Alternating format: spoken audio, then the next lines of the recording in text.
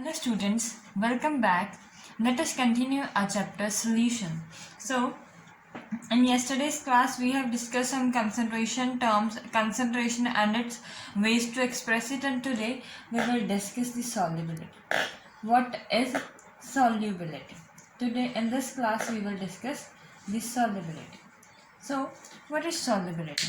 Solubility is the amount of the solute which can be dissolved in a solvent at a given temperature and pressure. What is solubility? Solubility is the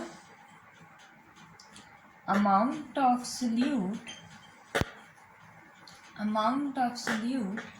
which can be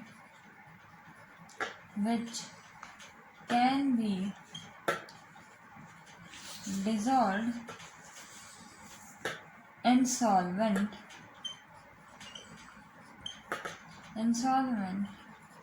at a given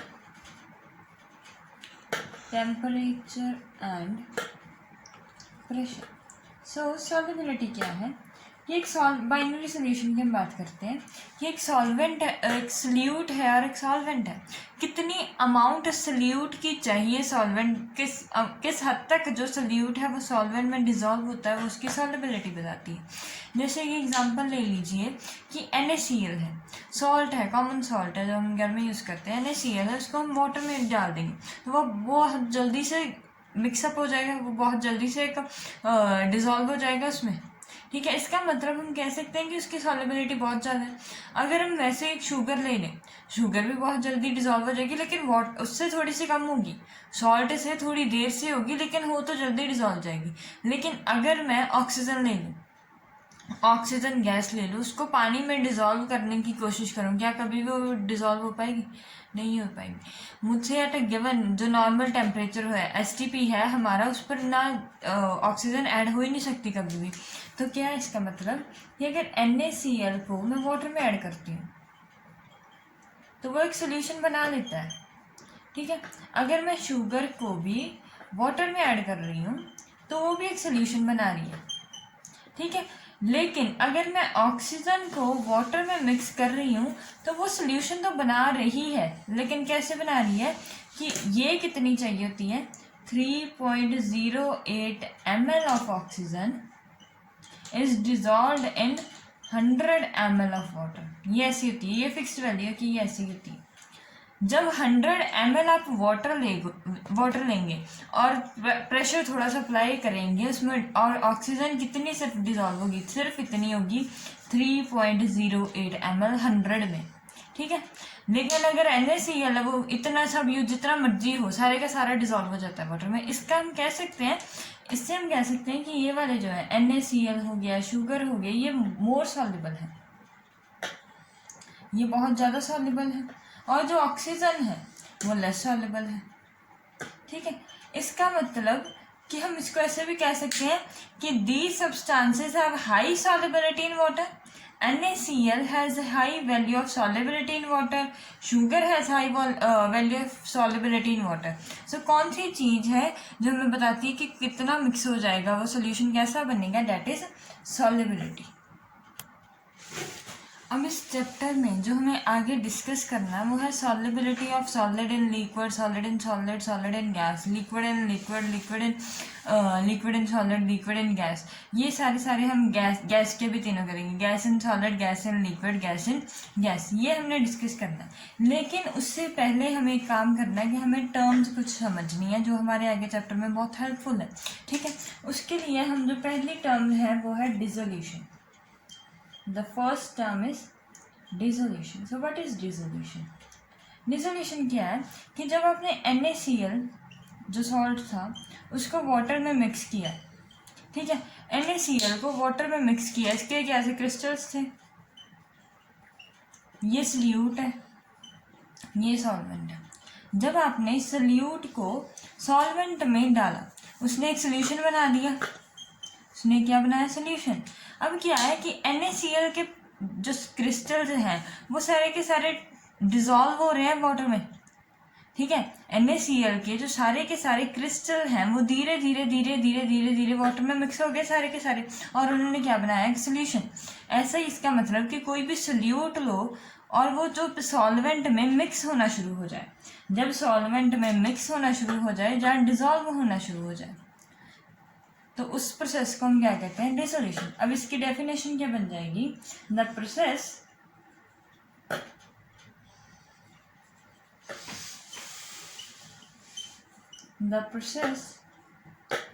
in which solute dissolves into the solvent। जब एक solute solvent में dissolve हो जाए and जैसे कैसे लिख सकते हैं? The concentration of solvent increases. अब क्या होगा? पहले सिंपल वाटर था, अब उसमें NaCl ऐड होना शुरू हो गया, उसके भी क्रिस्टल्स, उसके भी छोटे छोटे पार्टिकल्स उसमें ऐड होने शुरू हो गए, तो उसकी क्या होगी? उसकी जो कंसंट्रेशन होगी, रिजल्टेंट सोल्यूशन की कंसंट्रेशन जो होगी वो बढ़नी शुरू हो जाएगी। एक ऐसा प्रोसेस जिसके बाद सॉल्वेंट की कंसंट्रेशन बढ़नी, सोल्यूट ऐड करने पर सॉल्वेंट की कंसंट्रेशन अगर बढ़ने लगी है तो इसका मतलब कि वो क्या हो रहा है? वो डिजॉल्व हो रहा है, और अगर डिजॉल्व हो रहा है तो वो प्रोसेस का नाम क्या होगा? डिसोल्यूशन। अब इसका एक अपोजिट प्रोसेस है हमारे पास, दैट इज क्रिस्टलाइजेशन। अब क्रिस्टलाइजेशन क्या है? क्रिस्टलाइजेशन क्या है? अब क्रिस्टल्स जो थे वो सॉल्वेंट में डिसॉल्व हो रहे थे। अब क्या होगा कि एक प्रोसेस मान लीजिए, अब ऐसा प्रोसेस जब ना क्या हो चुका है कि सारे का सारा जितना भी NaCl को वाटर में डिसॉल्व होना था ना, मैक्सिमम अमाउंट अपने वाटर की ले ली, जितनी आप ले सकते थे ना अपने वाटर की अमाउंट उतनी ले ली। उसमें जितना NaCl ऐड करना था करते गए, आप ऐड करते जा रहे हो NaCl उसमें, ठीक है, वो डिसॉल्व हो ही जा रहा है। लेकिन एक टाइम ऐसा आएगा जब और NaCl उसमें ऐड नहीं हो पाएगा, और सॉल्ट वाटर में ऐड, जैसे आपने मान लीजिए कि 5 ml वाटर लिया है, उसमें आप NaCl ऐड करते जा रहे हो, कॉन्टिन्यूसली आप ऐड कर रहे हो, ठीक है। और उसके बाद क्या हो रहा है कि एक टाइम ऐसा आएगा जब क्या होगा कि और NaCl डिसॉल्व नहीं होगा, वो वैसे का वैसा ही पार्टिकल रह जाएगा, हमें दिखना शुरू हो जाएगा वैसे वैसा पार्टिकल रहता है। लेकिन ऐसा नहीं होता, उसमें क्या होता है कि अगर NaCl और H2O का सोल्यूशन बन रहा है, ठीक है, पहले क्या हो रहा है कि NaCl और वाटर जो है वो आपस में डिसॉल्व हो रहे हैं। पहले क्या हो रहा था? इनकी डिसोल्यूशन हो रही थी। लेकिन जब एक ऐसी स्टेट आई, उस ऐसी स्टेट आई जिसके बाद और NaCl उसमें ऐड नहीं हो पा रहा है, ठीक है, एक ऐसी स्टेट जिसके बाद NaCl उसमें और ऐड नहीं हो पा रहा है, और वो वैसे का वैसा ही हमें शो हो रहा है। और ये प्रोसेस क्या होता है? ये स्टेट कौन सी होती है? इक्विलिब्रियम पोजीशन पर जब आप और NaCl, जब आप और सोल्यूट ऐड करते हैं और वो वापस से प्रेसिपिटेट आउट होता है, प्रेसिपिटेट्स बनकर सोल्यूशन के बाहर शो होने लगता है, प्रेसिपिटेट्स बन जाते हैं उसी चीज़ के। जैसे NaCl को अगर आप डालोगे तो NaCl के आपको प्रेसिपिटेट्स दिखने शुरू हो जाएंगे। तो वो क्या है कि वहाँ पर क्या हो रहा है? क्रिस्टलाइजेशन हो रही है, ठीक है। अब इसकी डेफिनेशन हम लिखेंगे, it is the process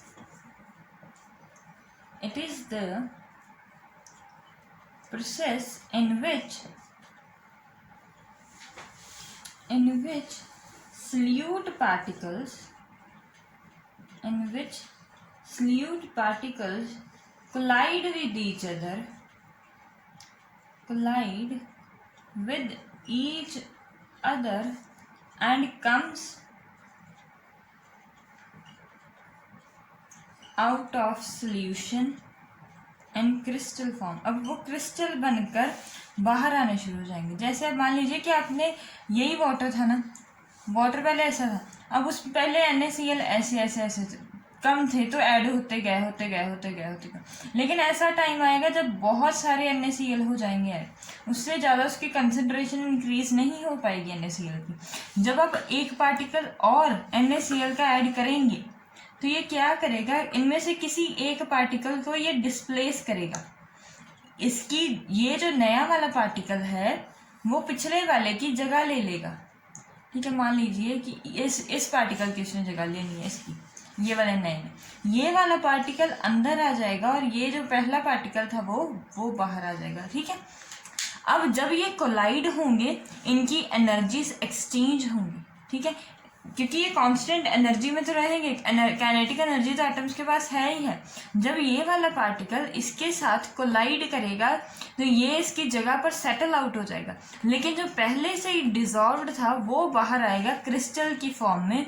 that process is known as crystallization. अब जो नेक्स्ट टर्म है दैट इज सैचुरेटेड सोल्यूशन। अब ये सैचुरेटेड सोल्यूशन क्या है, और एक इसके साथ ही एक हम समझ लेंगे अनसैचुरेटेड सोल्यूशन, ठीक है। अब ये दो सोल्यूशन हम पढ़ेंगे कि एक सैचुरेटेड सोल्यूशन कौन सा होता है और एक अनसैचुरेटेड।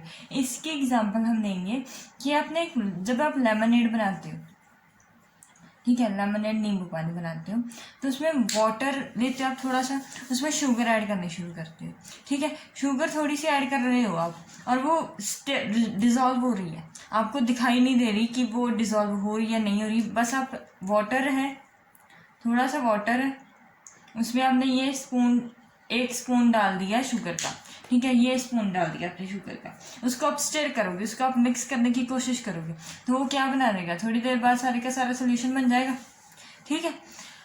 फिर से आप एक स्पून ऐड कीजिए, फिर से एक सोल्यूशन बन जाएगा, फिर से ऐड कीजिए, एक सोल्यूशन और बनता रहेगा। ऐसे आप ऐड करते जाइए, लेकिन एक टाइम ऐसा आएगा जब यहाँ पर ऐड नहीं हो पाएगी। एक टाइम पर ऐसा टाइम आएगा कि जब ये पूरे का पूरा सोल्यूशन है, वाटर आपने उतना ही रखा है, ये पूरे का पूरा जो सोल्यूशन है इसमें शुगर पार्टिकल्स ही होंगे, हर तरफ शुगर पार्टिकल्स होंगे, ठीक है। और जब आप एक और स्पून डालोगे इसमें शुगर का तो वो डिज़ोल्व नहीं होगा। इसके बाद ये ऐसा दिखना शुरू हो गया ना, ये सारे का सारा वाटर ही बन गया, ठीक है।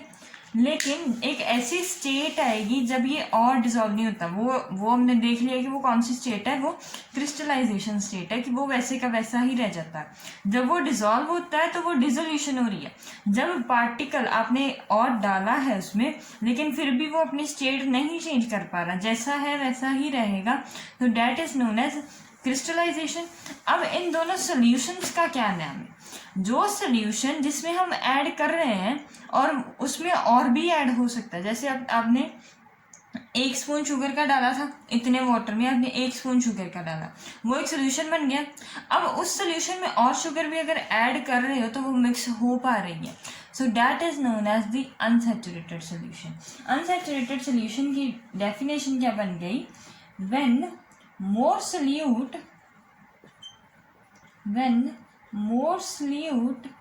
can be added or dissolved in the solution। अब जो सोल्यूशन बना है उसमें और भी सोल्यूट अगर आप ऐड करते हो तो वो भी डिसॉल्व हो पा रहा है, दैट इज अनसैचुरेटेड सोल्यूशन। लेकिन वो स्टेट जिस पर और भी ऐड करो और वो ऐड ना हो पा रहा तो उस सोल्यूशन को हम क्या कहते हैं, सैचुरेटेड सोल्यूशन। अब सैचुरेटेड सोल्यूशन की डेफिनेशन क्या हो जाएगी, when no more extra solute can be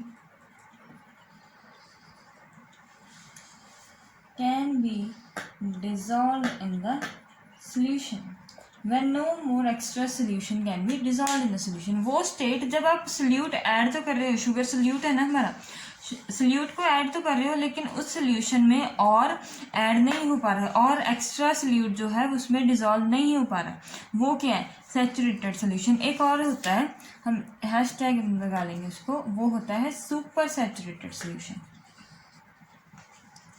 super saturated solution वो क्या है कि अगर आपने इसका टेम्परेचर बढ़ा दिया, अब आप इसको हीट करना शुरू कर दो, ठीक है, आपने इसको देनी शुरू कर दी हीट, तो हीट की एनर्जी की वजह से ये जो शुगर है ना वो उस पानी में डिसॉल्व होनी शुरू हो जाएगी। एक हीट की वजह से जहाँ आप उस पर प्रेशर अप्लाई कर दो, जहाँ टेम्परेचर बढ़ा दो, जहाँ प्रेशर बढ़ा दो, प्रेशर या टेम्परेचर चेंज करने की वजह से भी सोल्यूशन में वो वाला जो सोल्यूट है वो ऐड होना शुरू हो जाएगा। लेकिन मैक्सिमम अमाउंट तक आप जब प्रेशर भी अप्लाई कर लिया, आपने हीट भी अप्लाई कर ली, लेकिन तब भी एक ऐसी स्टेट आएगी ही आएगी जब और सोल्यूट ऐड नहीं होगा। That is known as super saturated solution. इसकी डेफिनेशन क्या है? When extra solute is dissolved in solution under high temperature and pressure। जब हमने टेम्परेचर और प्रेशर को बढ़ा दिया तब जो सोल्यूट ऐड होके सोल्यूशन बना, तब हमने जो एक स्पून ऐड नहीं हो पा रहा था उसमें, उसको हमने हीट किया या प्रेशर अप्लाई किया तो वो भी डिसॉल्व हो गया। जो अब सोल्यूशन बना है that is known as a super saturated solution. अब हम बात करेंगे सॉल्युबिलिटी सॉलिड्स की। सॉलिड कैसे सॉल्युबल होते हैं सॉलिड्स में और लिक्विड में। पहले हम बात करते हैं कि सॉलिड अगर सॉलिड में हो जाए, ये ज़्यादातर बुक्स में नहीं होता लेकिन ये इम्पॉर्टेंट टॉपिक है, फिर भी मतलब इंटरेस्टिंग टॉपिक है। Solubility of solid in solid. Solid in solid में कैसे डिजॉल्व हो पाएगा, ठीक है, वो कैसे डिजॉल्व होते हैं? By replacing solvent particles. ये कैसे होते हैं? डिजॉल्व कैसे होते हैं? सॉलिड में डिजॉल्व कैसे होते हैं? By replacing solvent particle. जब वो सॉल्वेंट पार्टिकल को रिप्लेस करते हैं तो सॉलिड इन सॉलिड डिजॉल्व हो जाते हैं। जैसे आप मान लीजिए कि ये आयरन है, मतलब ये जो स्ट्रक्चर मैं बना रही हूँ ये आयरन का स्ट्रक्चर है, मान लीजिए उसके आइटम्स कुछ ऐसे हैं, प्लेस्ड है सारे के सारे, सॉलिड है तो क्लोजली पैक्ड होंगे सारे के सारे, कुछ ऐसे वो सारे के सारे प्लेस्ड हैं उसमें, ठीक है। अब क्या है, अब क्या हो रहा है कि ये सॉलिड है, अब ये आयरन है सारे का सारा, अब ये को पर्टिकुलर स्पेस गेन कर रहा होगा, स्पेस अटेन है ना, इसके हर एक एटम छोटा चाहे एटम है लेकिन उसकी हर एक की स्पेस है, उसका हर एक का एरिया है।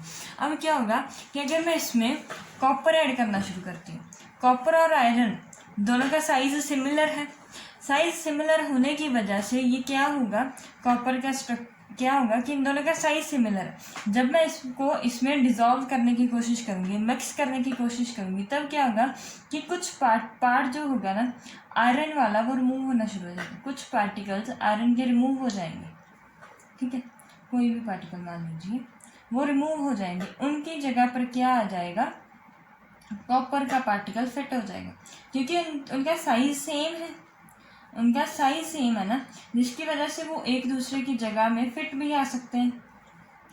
यस, ये जो डॉटेड है वो कॉपर है, ठीक है, ये कॉपर है। अब क्या हो रहा है कि अगर सॉल्वेंट क्या था, आयरन था, अब उसमें मैंने क्या किया कि कॉपर ऐड करने की कोशिश की और अलॉय बनाया। अलॉय ऐसे ही बनते हैं, अलॉयज जो होते हैं वो क्या होते हैं, alloy is the example of solution of solid and solvent. उसमें क्या होता है कि एक सॉल्वेंट होता है वो भी सॉलिड होता है और सिमिलर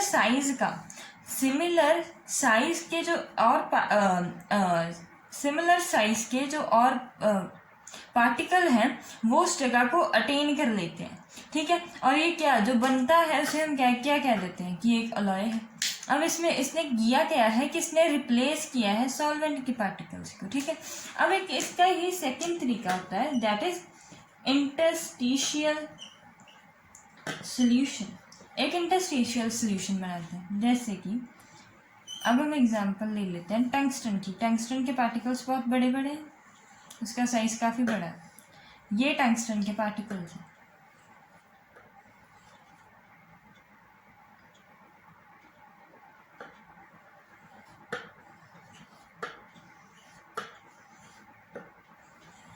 कुछ इस तरीके से अरेंज रखे हैं,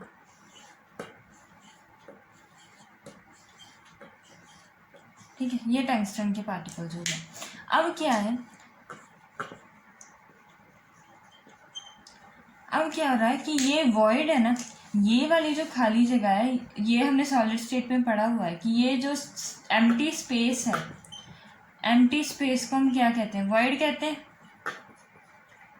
इसका साइज तो उसके कंपैरेटिव में बहुत छोटा है। इसका मीनिंग कि यहाँ पर एक छोटे छोटे से एटम आ सकते हैं, जिसका साइज बहुत छोटा हो वो एटम्स यहाँ पर आ सकते हैं। ऐसे करके वो यहाँ पर जगह अटेन कर लेंगे अपनी, ऐसे इस जगह पर छोटे छोटे पार्टिकल्स आ जाएंगे।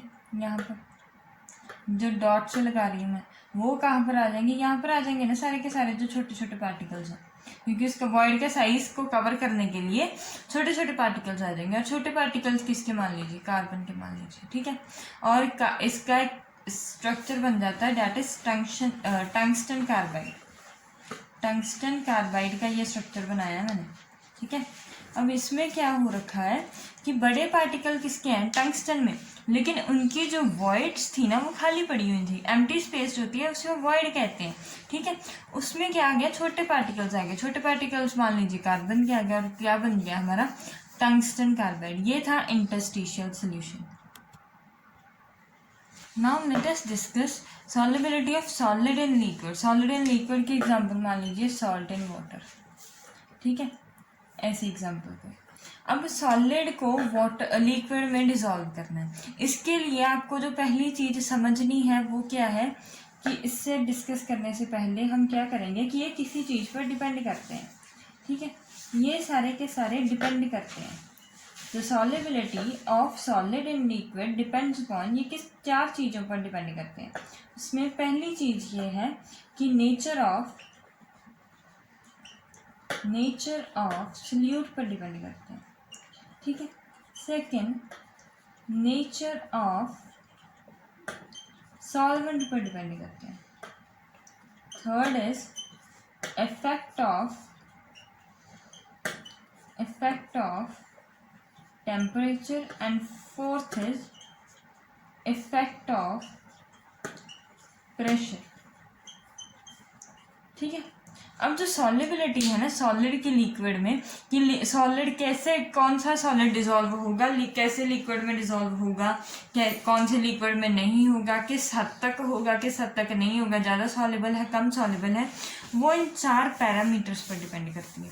इन 4 पर, nature of solute, nature of solvent, effect of temperature and effect of pressure. So nature of solute और सॉल्वेंट की हम इकट्ठी बात कर लेते हैं। इसको हम एक साथ कंसीडर करके इस पर डिस्कशन करते हैं कि nature of solute and solvent. अब इसकी एक एग्जांपल, सिंपल नॉर्मल एग्जांपल ले रहे हैं हम कि सॉल्ट है उसको वाटर में ऐड कर दो, शुगर है उसको वाटर में ऐड कर दो, सॉल्ट को बेंजीन में ऐड करो और शुगर को बेंजीन में या किसी और कोई और ऑर्गेनिक कंपाउंड ले लीजिए, शुगर ही ले लीजिए, शुगर ऑर्गेनिक कंपाउंड ही है, ग्लूकोज ले लीजिए, स्टार्च ले लीजिए, कुछ भी और ले लीजिए, ठीक है। ये salt in water, sugar and this ये क्या है, सॉल्ट जब सॉल्ट है और वो वाटर में ज़्यादा अच्छी तरीके से डिसॉल्व हो पा रहा है, मतलब बहुत जल्दी है, ये फास्ट रिएक्शन है, फास्ट रिएक्शन। ये इसको फर्स्ट नंबर, ये थर्ड और ये फोर्थ, ठीक है। ये फास्ट रिएक्शन है, ये बहुत फास्ट रिएक्शन है। ये भी डिसॉल्व होगा, ये डिसॉल्व, शुगर वाटर में डिसॉल्व होती है, हम रोज़ देखते हैं, लेकिन ये स्लो प्रोसेस होगा, then one slow reaction, then one, ठीक है। उससे थोड़े स्लो होगा लेकिन हो जाएगा, ऐसे ही होता है। अब salt in benzene, never possible, ये कभी भी नहीं होता। सॉल्ट जो है NaCl वगैरह, MgCl2, ऐसे जो सॉल्ट हैं, पोलर सॉल्ट हैं, जो आयनिक कंपाउंड हैं या पोलर सॉल्ट हम इसे कह सकते हैं, जैसे कि NaCl हो गया, NaCl टाइप्स जिनमें पोलैरिटी है, डाईपोल है, वो वाले इसमें डिसॉल्व नहीं हो पाए। शुगर जो है वो भी डिसॉल्व हो जाएगा लेकिन थोड़ा होगा, स्लो होगा, ये भी स्लो होगा और लेस होगा। डिजॉल्व हो जाएगा। अब हम डिस्कस करेंगे कि ऐसा क्यों हो रहा है। नेचर ऑफ सोल्यूट और सॉल्वेंट पर ये उसकी सॉल्युबिलिटी हर एक के साथ डिफरेंट क्यों आई, इन दोनों की सॉल्युबिलिटी एक ही सब्सटेंस में डिफरेंट क्यों आई, ये ऐसा क्यों हो रहा है, अब हम ये डिटेल में डिस्कस करते हैं। अब इस चीज को समझने के लिए ना आप एक चीज हमेशा याद रख लीजिएगा, लाइक डिजॉल्व्स लाइक। लाइक में लाइक डिजॉल्व होता है। इसका मतलब क्या है कि जो पोलर कंपाउंड्स हैं, जो पोलर कंपाउंड है वो डिजॉल्व होंगे पोलर में, ठीक है। और जो नॉन पोलर है, non polar compound will dissolve in non polar. जो नॉन पोलर है वो नॉन पोलर में डिजॉल्व होंगे। ये इसका बेसिक कंसेप्ट है कि लाइक डिजॉल्व लाइक, जो जैसा है वो वैसे को ही एब्जॉर्ब करेगा, ठीक है। इसको हम समझते हैं कि ऐसा क्यों है। हमने एक ही एग्जांपल लेनी है, NaCl प्लस वाटर, वही ले रहे हैं फिर से। ये हमें मालूम है कि ये आयनिक कंपाउंड है, Na पर पॉजिटिव है, Cl पर नेगेटिव है। और जो ये कंपाउंड है, जो ये वाटर है, वो कोवलेंट है, लेकिन उसका स्ट्रक्चर कुछ ऐसा है, हाइड्रोजन हाइड्रोजन, ठीक है। हाइड्रोजन ऑक्सीजन बॉन्डिंग में जो हाइड्रोजन है वो पार्शली पॉजिटिव चार्ज अटेन करेगा, और जो इस पर है वो पार्शली नेगेटिव चार्ज आ जाएगा। ऑक्सीजन पर ऐसे ही होता है ना, hydrogen partially positive charge attain करता है और oxygen partially negative charge attain करता है। और यहाँ पर ये Na है और ये Cl है। यहाँ पर भी ऐसे ही वाटर का मॉलिक्यूल आ गया है किसके पास, H पर पॉजिटिव O पर नेगेटिव। यहाँ पर भी आया H पॉजिटिव O नेगेटिव, यहाँ पर भी H पॉजिटिव, हर एक तरफ से वो आ जाएंगे, H पॉजिटिव O नेगेटिव, हर एक तरफ से ये कुछ ऐसे होंगे, H पॉजिटिव O नेगेटिव, ठीक है।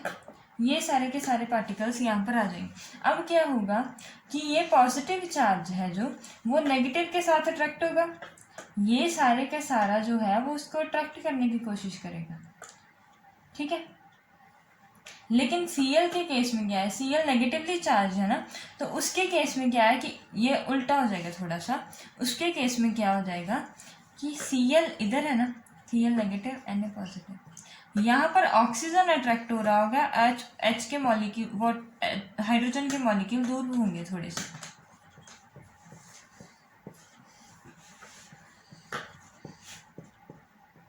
और इस केस में Cl वाली साइड में क्या होगा कि ऑक्सीजन दूर होगा और H पॉजिटिव वाले पास पास होंगे।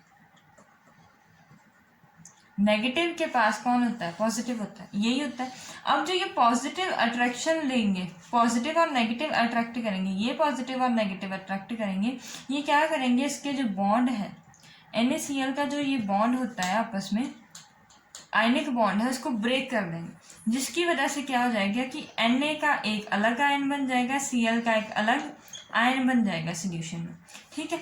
इसका मीनिंग क्या था कि जो ये पोलर कंपाउंड है, NaCl एक पोलर कंपाउंड है, और जो वाटर है उसके भी डाइपोल्स हैं, एक पॉजिटिव नेगेटिव डाइपोलर है, वाटर भी पोलर कंपाउंड है, पोलर में पोलर डिजॉल्व होगी।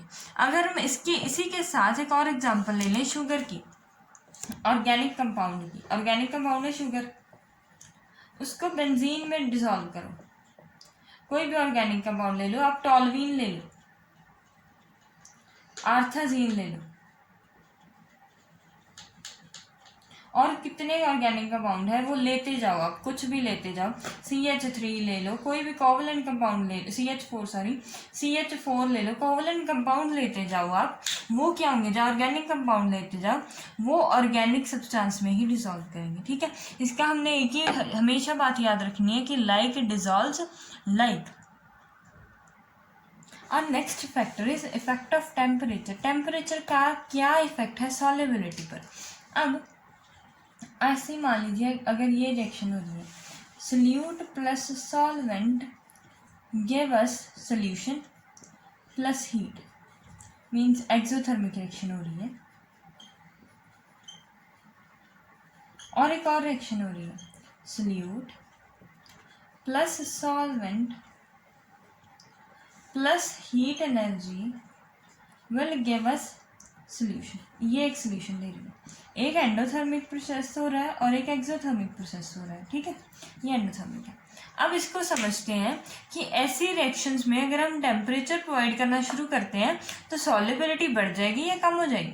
इसके टेम्परेचर का इफेक्ट तो एक्सो और एंडोथर्मिक प्रोसेस से ही होता है ना। अब हम देखेंगे कि एक्सोथर्मिक में टेम्परेचर के इफेक्ट की वजह से सॉल्युबिलिटी का क्या चेंज आ रहा है और एंडोथर्मिक में वो सॉल्युबिलिटी उसकी कैसी चेंज हो रही है।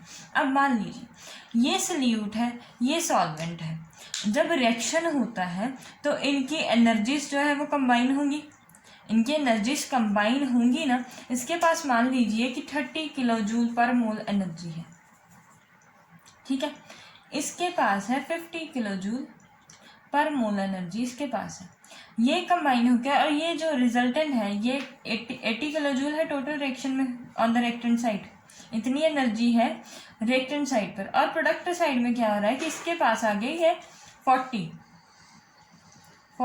किलो जूल पर मोल और जो रिमेनिंग 40 है वो इसी के पास जाएगी 40 किलो जूल पर मोल, ठीक है। इसमें क्या हो रहा है कि सल्यूट और सॉल्वेंट खुद ब खुद रिएक्ट कर रहे हैं आपस में। दोनों सल्यूट और सॉल्वेंट रिएक्ट कर रहे हैं। उनकी एनर्जी बहुत ज़्यादा है, दोनों की एनर्जी ज़्यादा है तभी तो हीट में बाहर निकली है ना वो। इसका मतलब क्या है कि ये दोनों जब रिएक्ट करेंगे, ये वाला सल्यूट और बी सॉल्वेंट में जब वो रिएक्ट करेंगे उनको हीट इतनी चाहिए नहीं। अगर वो चाहिए होती तो वो बाहर क्यों निकालते। अगर उनको ज़्यादा एनर्जी चाहिए है तो वो बाहर क्यों निकाल रहे हैं, उनको निकालनी नहीं थी चाहिए। इसका मतलब कि वो खुद ही में सफिशेंट है, उनको खुद ही एनर्जी बहुत कम चाहिए। इसी वजह से उन्होंने जो रिमेनिंग एनर्जी थी वो एटमॉस्फेयर में लूज कर दी। एक्स्ट्रा एनर्जी हीट की फॉर्म में उन्होंने एटमॉस्फेयर को लूज कर दी। इसका मतलब उनको खुद एनर्जी की ज़रूरत नहीं है। अब क्या होगा कि अगर मैं टेम्परेचर बढ़ाना शुरू कर दूंगी, ये आपका अगला वाला कॉन्सेप्ट में पढ़ा रही हूँ, थोड़ा सा केमिकल काइनेटिक्स का टच दे रही हूँ उसको। अगर आप ये वाली रिएक्शन को इस प्रोडक्ट साइड वाले रिएक्टेंट को आप ज़्यादा कर दोगे तो रिएक्शन बैकवर्ड जानी शुरू हो जाएगी। ये इक्विलिब्रियम चैप्टर का भी थोड़ा सा कॉन्सेप्ट है। रिएक्शन क्या हो जाएगी, बैकवर्ड जानी शुरू हो जाएगी। लेकिन अगर टेम्परेचर आप बढ़ाना शुरू करते हो, अगर बैकवर्ड जाएगी तो इसका मतलब कि सॉल्यूट डिसॉल्व नहीं हो पाएगा सॉल्वेंट में। इसको सिंपल तरीके से समझ लो कि अगर हम टेम्परेचर इंक्रीज कर रहे हैं, अगर हम टेम्परेचर इंक्रीज करेंगे, उनके पास तो पहले ही सफिशिएंट एनर्जी है, वो खुद लूज कर रहे हैं, क्या उनको और एनर्जी की ज़रूरत है, नहीं ज़रूरत है। जब हम प्रोवाइड करेंगे उनको और एनर्जी तो उनकी सॉल्युबिलिटी क्या हो जाएगी, डिक्रीज हो जाएगी। वो जो रिएक्शन पहले ही हो रही थी वो और स्लो हो जाएगी, क्योंकि हीट एनर्जी तो पहले ही बाहर आ रही है ना, पहले ही बाहर है तो उसने निकालनी क्यों है, वो रिएक्ट नहीं करेंगे। And if we decrease the temperature, अगर बाहर का टेम्परेचर हम बहुत डिक्रीज करते हैं, एटमॉस्फेयर में हीट सारी की सारी खत्म करते हैं, टेम्परेचर लो कर देते हैं, तो ये वाला जो प्रोसेस है वो बहुत फास्ट हो जाएगा, क्या, ताकि हीट जनरेट हो सके, ठीक है, हीट जनरेट हो सके। इसी वजह से ये वाला जो प्रोसेस होगा सॉल्यूट प्लस सॉल्वेंट का, जो सॉल्यूट का रिएक्शन तेज हो जाएगा।